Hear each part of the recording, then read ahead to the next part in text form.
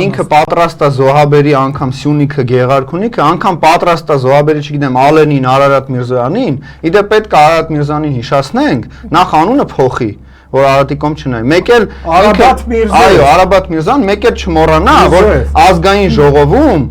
20 թվականի պատերազմից հետո նոյեմբերի 9-ի գիշերը ավելի ուղիղ հիշացնեմ, Նիկոլը զոհաբերեց Արաբատ Միրզոյանին, լավա որ սաղ մնաց, չէ՞։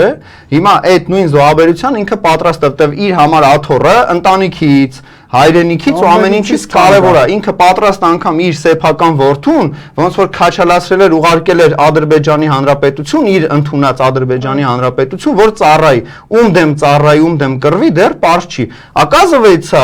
Արցախը Ադրբեջանի մաս էր, այն էլ 96 թվականին, ըստ Նիկոլ Փաշինյանի։ Եվ իր Ադրբեջանի երկրում ծառայում էր։ Իր տղեն ծառայում էր Ադրբեջանում, այո, եւ իր կինը, իդեպ, Էռատո Ջոկադի գլխավոր հրամանատարը,